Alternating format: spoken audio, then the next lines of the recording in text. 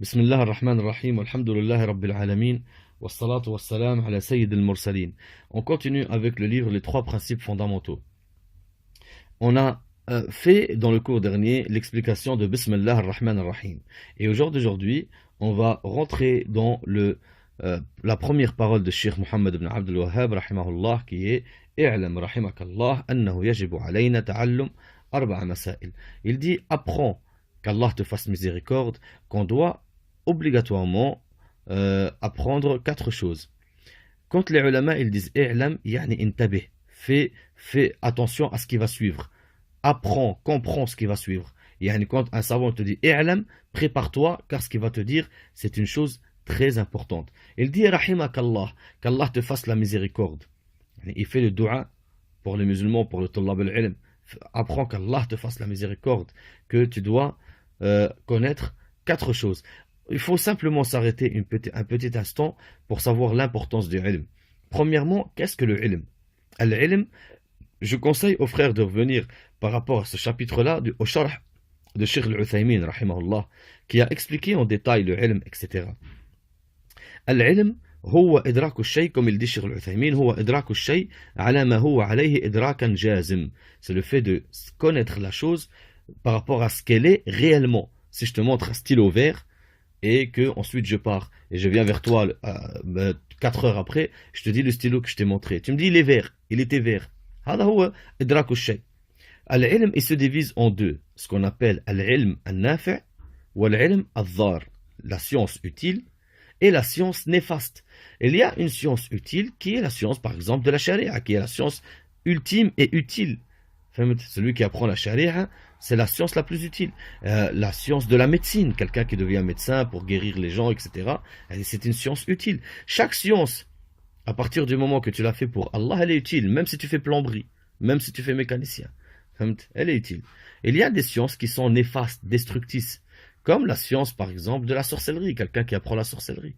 Juste le fait d'apprendre la sorcellerie, c'est du kufr. Juste le fait de l'apprendre, sans la pratiquer. Car Allah Azza wa Jal dit dans le Coran, وما يعلمان من أحد وما يعلمانه من أحد حتى يقولا إنما نحن فتنة فلا تكفر. Ils ne l'apprennent à personne sans qu'ils disent avant nous ne sommes qu'une tentation. Ne sois pas mécréant. Juste le fait d'apprendre la sorcellerie, yani, par curiosité, de vouloir savoir comment ils font, c'est du kufr. Et quand on rentre dans al-ilm al-nafi', yani la science utile, aussi elle se divise en deux. Ce qu'on appelle ilm kifa'i, wajib kifa'i ou wajib aini. Il y a une science que c'est obligatoire, tout le monde doit l'apprendre. Et il y a une science que si on a un, il l'apprend et qui peut l'apprendre aux autres, c'est bon. La science que tout le monde doit apprendre obligatoirement, les choses que tu dois faire automatiquement, comme la salat. Tu dois apprendre ta salat, tu dois apprendre ta aqid, ton dogme, tu dois apprendre qui est ton Seigneur, tu dois apprendre qui est ton prophète, tu dois apprendre ta religion, tu dois apprendre comment faire le jeûne. Si tu vas te marier, tu dois apprendre comment ça se passe le jugement du mariage. Et il y a une science que si quelqu'un il l'apprend, les autres c'est bon. Comme par exemple la science de l'héritage. Comme par exemple la science de usul fiqh. Taïb. Qu'est-ce que le contraire de la science? Huwa al-jahl, l'ignorance. Et le jahl, il se divise en deux. Ce qu'on appelle al-jahl al-basit et ce qu'on appelle al-jahl al-murakkab. Al-jahl al-basit, yani c'est l'ignorance totale. Et ce qu'on appelle ça en arabe, comme il a dit Cheikh al-Uthaymin. Le fait de rien connaître. هذا جهل. جهل بسيط. الجهل المركب, c'est l'ignorance montée. Ce qu'on appelle en arabe, إدراك الشيء على وجه يخالف ما هو عليه. إدراك الشيء على وجه يخالف ما هو عليه. C'est le fait de s'imaginer, de croire qu'on est sur la vérité, alors que la réalité est le contraire. Ça, c'est ça, al-jahl al-murakkab. Le fait de croire qu'on est sur la vérité, alors que la vérité, c'est le contraire. Al-jahl al-murakkab, comme par exemple al-mubtadi', l'innovateur. Il croit par exemple que le soufisme, c'est la vérité, alors qu'en réalité, la vérité, hiya sunnah, car lui, il est carrément dans le shirk, dans le kufr. Et la vérité, et c'est le contraire. Et ça, c'est le jahl al-murakkab. Ou quelqu'un, par exemple, qui prend comme ami quelqu'un qui le déteste. Il croit que cet ami-là l'aime, alors qu'en réalité, ce faux ami le déteste. هذا جهل مركب. Donc, il y a ce qu'on appelle le jahl al-murakkab, qui est le fait de croire qu'on est sur la vérité alors que le contraire, c'est la vérité. هذا الجهل المركب. Attention, méfiez-vous les frères par rapport à ça. Parce que très souvent, celui qui a le jahl al-murakkab, al-bid'a, elle est très dangereuse. Elle est très dangereuse, le bid'a. Pourquoi? Parce que celui qui fait le ma'siyah, il est ignorant. Il sait que, voilà, il sait que c'est le ma'siyah. Si tu vas vers lui, tu lui dis l'alcool que tu bois là, il est halal, il va te dire non, il est haram, qu'Allah il me guide. Alors que celui qui fait le bid'a, le jahl al-murakkab, il croit qu'il est sur la vérité. Par conséquent, il ne cherche pas à se repentir. C'est pour ça que la bid'a est vraiment très très très dangereuse. Et attention, n'écoutez pas ce que la secte des Ikhwan disent. Ils disent, vous, les Ahl Sunnah, vous, les Salafis, si on vous suit, tout c'est une bid'a. Le micro c'est une bid'a, la voiture c'est une bid'a. Nous disons oui, c'est une bid'a. La voiture c'est une bid'a. Le micro c'est une bid'a. Le téléphone c'est une bid'a. Mais c'est une bid'a dunyawiya. C'est une bid'a de la dunya. Et les bid'a dunyawiya, elles sont pas haram, elles sont autorisées. Nous, les bid'a que nous disons qu'elles sont haram, c'est la bid'a fi din. Ou le dalil, le Nabi sallallahu alayhi wa sallam, il a dit, Man ahdatha fi amrina hadha ma laysa minhu, fahuwa rad. Celui qui invente quelque chose dans notre ordre à nous, yani la religion, il est rejeté. C'est la bid'a dans la religion qui est rejetée, pas la bid'a dans la dunya. Et certains te disent, il y a une bid'a hasana. Il n'y a pas de bid'a hasana, mon frère. Il n'y a pas de bid'a hasana. D'où tu as sorti une bid'a hasana? Comment peux-tu dire qu'il y a une bid'a hasana alors que toi-même, que tu sois sunni ou mubtadi', ton imam, n'est-ce pas tous les vendredis, il dit au début de sa khutbah, wa inna kulla muhdathatin bid'a, wa kullu bid'atin dalala, wa kulla bid'atin dalala, wa kulla dalalatin fin nar. Chaque innovation est une bid'a. Chaque bid'a est un égarement, et chaque égarement est en enfer. Comment le prophète sallallahu alayhi wa sallam dit chaque bid'a est un égarement, et toi tu viens et tu nous dis non, il y a une bonne bid'a. Taïb, moi je pose une question à ces gens-là. Et le Nabi sallallahu alayhi wa sallam, il dit Kul muskir khamr wa kul muskir haram. Chaque produit enivrant est un khamr et chaque produit enivrant est haram. Est-ce que tu peux venir au jour d'aujourd'hui nous dire non, il y a un produit enivrant qui est pas haram? Tu peux nous faire ça? Tu ne peux pas. Pourquoi? Parce que le Nabi il dit chaque produit enivrant est haram. Taïb. Et le Nabi il dit chaque bid'a est un égarement. Alors d'où te vient que la bid'a, il y a des bonnes bid'a? Il y a aussi ce qu'on appelle, après al-jahl, il y a ce qu'on appelle al-wahm. Al-wahm. Pour vous donner, ce que le Cheikh al-Uthaymi il a dit ici, il dit il y a al-wahm, هو إدراك الشيء مع احتمال ضد راجح. Al-wahm, c'est le fait d'imaginer quelque chose alors que son contraire est plus probable. Al-shak, هو إدراك الشيء مع احتمال مساوي. Al-shak c'est 50-50, je sais pas c'est lequel. والظن هو إدراك الشيء مع احتمال ضد مرجوح. يعني c'est le fait de savoir quelque chose que son contraire est moins probable. Je vous explique. Car les exemples pour ces choses-là facilitent la compréhension. La différence entre le wahm, le shak, le dhann. Si par exemple, moi je vais aller maintenant chez Mohammed. Je vais chez Mohammed, sa voiture est devant chez lui. Ses chaussures sont devant sa porte. Donc, à 90%, il est chez lui. Même 80-90%, il y a du hasard. Hein. 80-90%, il est chez lui. Sa voiture, elle est devant chez lui. Ses chaussures, ils sont devant sa porte. Hada, le fait que Mohammed il soit chez lui, c'est un dhann. À 80%, il est chez lui. Il y a sa voiture, il y a ses chaussures. Hada, dhann. Hada, c'est le dhann. Les 20% qui restent là, qui ne soient pas chez lui, ça se trouve, il a mis sa voiture, il a laissé ses chaussures devant la porte, et il est sorti pieds nus par la fenêtre. C'est le wahm. C'est ça le wahm. Il y a les 80% là que, à peu près, Mohammed, il est chez lui, c'est le dhann. Les 20% qui restent là, c'est ça le wahm. Et chaque, je vous donne un exemple. Deux personnes, Mohammed et Omar, ils sont loin. Et Mohammed et Omar, ils ont pratiquement la même taille et ils sont habillés de la même manière presque. Et ils sont loin, j'arrive à mal à les distinguer. Moi je dis, il y a Mohammed et les deux ils se retournent. 50% c'est celui-là, 50% c'est celui-là. C'est ça le shak. C'est ça le shak, le doute. Attention, il y a une différence entre le shak, le doute et le raïb.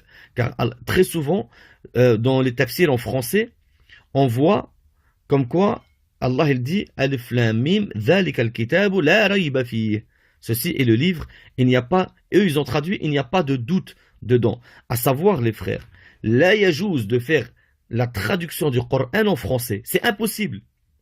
La traduction en français, c'est la traduction de tafsir qu'on doit faire, pas du Coran. Le Coran, il est intraduisible en français. C'est impossible. C'est impossible. Car, je vous donne un simple exemple. Il y en a un, il a fait le tafsir du Coran. Le verset où Allah il dit Antum libasul lahum wa hunna libasul lakum. Vous êtes un habit. Littéralement, vous êtes un habit pour elles et elles sont un habit pour vous. Il y en a qui ont fait le tafsir, vous êtes un pantalon pour elles et elles sont un pantalon pour vous. Il y a un tafsir complètement égaré. C'est ce qui doit se faire. La traduction, c'est du tafsir, pas la traduction du Coran. À chaque, c'est le doute. Warraïb, c'est le doute avec l'ennui dans le cœur. Hada, c'est le résumé. Après le détail de c'est quoi le ilm, nous devons connaître absolument que l'importance du ilm que Allah Azza wa Jal, il a donné dans le Coran. Un point très important, les frères. Allah n'a élevé le ilm dans le Coran et dans la Sunna que pour qu'il soit appliqué. Ne soyez pas parmi ceux qui connaissent et qui ne pratiquent pas. Allah il a élevé le ilm que pour le amal. Et le ilm sans amal, le ilm il est un dalil contre toi le jour du jugement. Mais l'importance du ilm, Wallah est inversé dans le Coran que normalement il devrait te suffire. Yarfa'u Allah alladhina amanu minkum walladhina utul ilma darajat. Allah il élève ceux qui ont cru, ceux qui ont le ilm en darajat. Il les élève. Allah dit dans le Coran Innama yakhsha Allah min ibadihi al-ulama. Ceux que vraiment ils craignent Allah, ce sont les ulama. Car tu ne peux pas aimer ce que tu ne connais pas. Et tu ne peux pas craindre ce que tu ne connais pas. Regardez les frères, Surat al-Qasas, le verset numéro 80. Quand Qaroun il est sorti, et Qaroun, immensément riche, il est sorti, et avec ses belles parures, etc. Les gens qui aiment le dunya, qui n'avaient pas le ilm, ils ont dit, si seulement on avait ce que Qaroun il avait. Si seulement on avait ce que Qaroun il avait. Subhanallah, regardez la réponse. وقال الذين أوتوا العلم ويلكم ثواب الله خير لمن آمن وعمل صالحا ولا يلقاها إلا الصابرون. Allah il dit, et leur ont répondu, ceux qui ont dit si seulement on avait comme Qaroun, leur ont répondu ceux qui avaient la science, malheur à vous, la récompense d'Allah est mieux. Subhanallah. Ceux qui ils avaient l'ilm, dunya elle est sortie de leur cœur. Ils ont dit la récompense d'Allah elle est mieux pour celui qui a cru en Allah et qui a fait le bien. Mais ni pourra ça, en résumé, ne pourra le trouver que ceux qui patientent. Alors que ceux qui voulaient dunya, Allah il a dit sur eux, ceux qui ont dit si seulement on avait, Allah il a dit sur eux, قال الذين يريدون الحياة الدنيا يا ليت لنا مثل ما أوتي قارون. A dit ceux qui voulaient dunya, l'ignorance, elle a fait qu'ils aimaient dunya. Et la science, les scientifiques, la dunya, elle est sortie de leur cœur. Voilà ce qui va t'aider, mon frère, à adorer Allah encore plus. Et à connaître la valeur de ton adoration, c'est la science. Mais les ignorants, tu les trouves, ils aiment dunya. Ah, la preuve dans le Coran. Et c'est pour ça, on doit apprendre din, on doit apprendre notre religion. Allah dit dans le Coran, وَمَنْ يُؤْتَ الْحِكْمَةَ فَقَدْ أُوتِيَ خَيْرًا كَثِيرًا وَمَا يَذَّكَّرُ إِلَّا أُولُو الْأَلْبَابِ وَمَنْ يُؤْتَ الْحِكْمَةَ فَقَدْ أُوتِيَ خَيْرًا كَثِيرًا. Celui que Allah lui donne la sagesse, il lui a donné un très grand bien. La sagesse, les frères, هي العلم. Ceci est le Coran. Qu'est-ce que le prophète sallallahu alayhi wa sallam dit dans le hadith? Dans un hadith, عند البخاري ومسلم, le hadith معاوية هو حميد بن عبد الرحمن قال سمعت معاوية خطيبا يقول سمعت النبي صلى الله عليه وسلم يقول من يريد الله به خيرا يفقهه في الدين. من يريد الله به خيرا يفقهه في الدين. Celui que Allah lui veut le bien, il le rend faqih dans sa religion. Il le rend faqih dans sa religion. On en conclut automatiquement une chose, les frères. Celui que Allah ne lui veut pas le bien, il ne le rend pas faqih dans sa religion. Il le laisse sur son ignorance. Voilà si vous voulez savoir si Allah il vous veut le bien ou pas. Si tu vois que tu as un empressement, un amour à étudier la science d'Allah Azza wa Jal, à connaître la science d'Allah, à connaître qui est ton prophète. Si tu es en train d'écouter ce cours en ce moment même pour apprendre ta religion, c'est que Allah il te veut le bien. Mais si tu vois que tu n'aimes pas les assises des ulama, tu n'aimes pas étudier ta science, que ça te saoule, ça te fatigue et que la dunya te suffit, sache que Allah il te veut pas le bien. Et sache que le ilm te suit même sous ta tombe. Sache que le ilm te suit même sous ta tombe.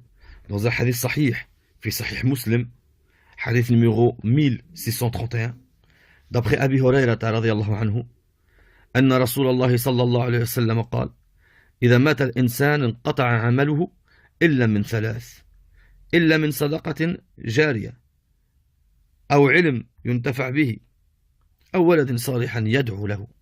Quand tu meurs, tous tes actes se coupent, tous tes actes s'arrêtent, sauf trois choses.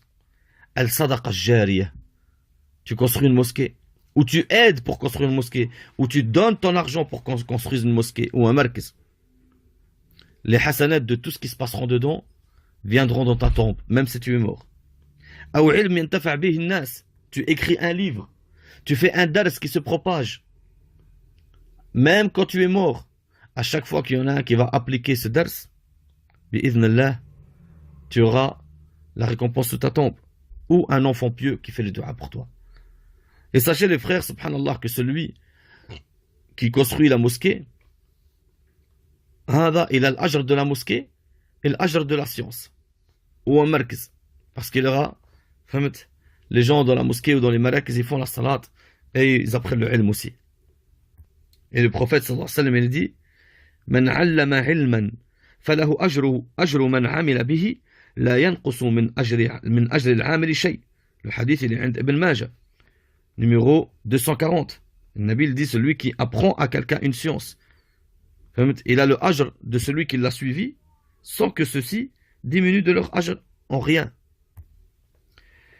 Sachez que Shafi'i rahimahullah il dit, ليس شيء بعد الفرائض أفضل من طلب العلم. Il n'y a rien après les obligations mieux que طلب العلم, l'étude de la science islamique.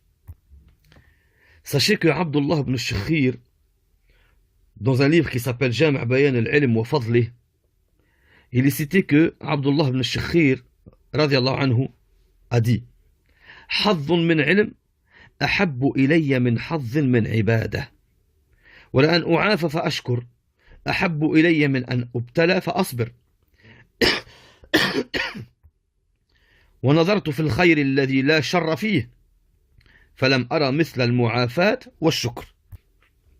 La traduction est que Abdullah ibn Shakhir radiyallahu anhu, qui est un sahabi, il a dit, un peu de science elle est plus aimée par moi qu'un peu d'adoration.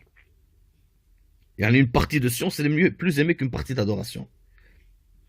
Et que je sois préservé et que je remercie Allah Azza wa Jal, c'est plus aimé par moi que je sois éprouvé et que je patiente. Et j'ai regardé un bien où il n'y a aucun mal dedans. Il a dit, j'ai pas trouvé mieux que le fait d'être préservé et de remercier Allah Azza wa Jal. الشافعي يقول طلب العلم أفضل من صلاة النافلة. Le fait d'étudier la science, elle est mieux que toute salat surrogatoire. الشافعي يقول من أراد الدنيا فعليه بالعلم ومن أراد الآخرة فعليه بالعلم. Celui qui veut dunya, il doit étudier. Et celui qui veut l'akhira, il doit étudier. الشافعي dit aussi من لا يحب العلم فلا خير فيه فلا يكن بينك وبينه معرفة ولا صداقة. Celui qui n'aime pas la science, il n'y a aucun bien en lui. En résumé, ne le prends pas comme ami.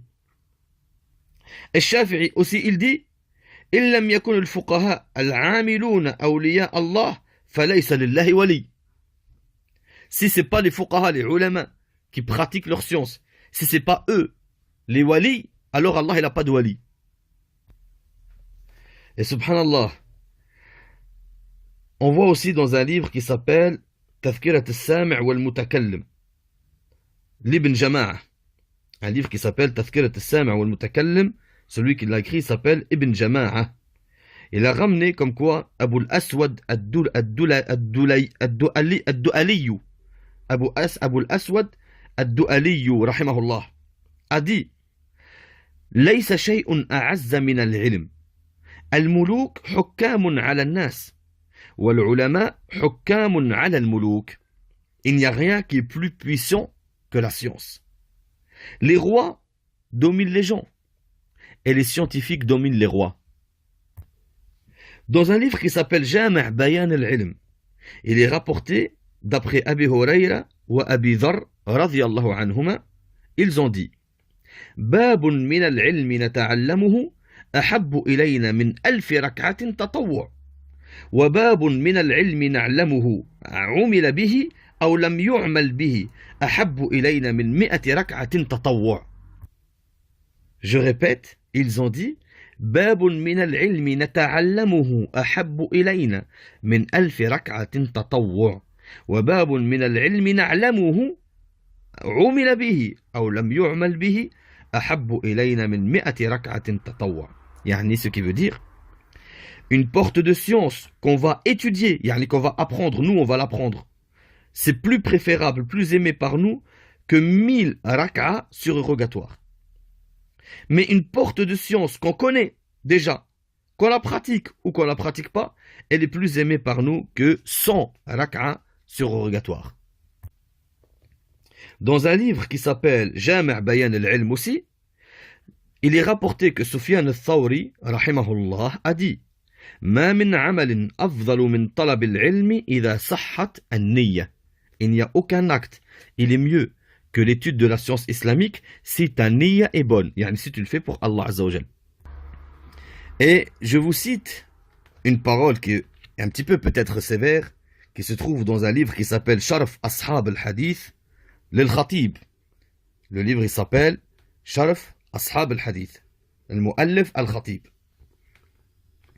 Il a dit قال الزهري رحمه الله لا يطلب الحديث من الرجال إلا ذكرانها ولا يزهد فيه إلا إناثها. يعني parmi les hommes, ceux qui demandent le hadith, qui étudient le hadith, ce sont les virils. Et ceux qui n'étudient pas le hadith, ce sont les efféminés. يعني il considérait que ceux qui n'étudient pas le hadith n'étaient pas vraiment des hommes. C'est une parole un petit peu sévère, mais avant c'était par rapport à ça qu'il jugeait un homme. Il faut savoir aussi les choses. Sachez que la science, wallahi, elle est mieux que l'argent. Mais des millions, des milliards de fois mieux que l'argent. Et il y a des différences. Je vous donne des exemples. Que les ulama ont cité, plus particulièrement Ibn al-Qayyim al-Jawzi. Il a dit Al-ilm mirathul anbiya wal-mal mirathul muluk wal-aghniya. Al-ilm, c'est l'héritage des prophètes.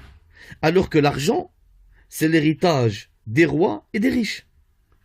Deuxième point, أن العلم يحرس صاحبه وصاحب المال يحرسه ماله. يحرس ماله. العلم, il va te préserver. يعني quand tu as la science, c'est la science qui va te préserver. Alors que celui qui a l'argent, il passe toute sa vie lui-même à essayer de préserver cet argent. Elle le fatigue, yani. Alors que la science, elle te préserve, elle te fatigue pas. Troisième point, quand tu meurs, ta science, elle va avec toi, si tu l'as appliquée. Et elle va être utile. Et ton argent, quand tu meurs, est-ce qu'il va avec toi? Non, sauf celui que tu as utilisé pour Allah. Mais pour l'avoir utilisé pour Allah, il faut que tu aies la science.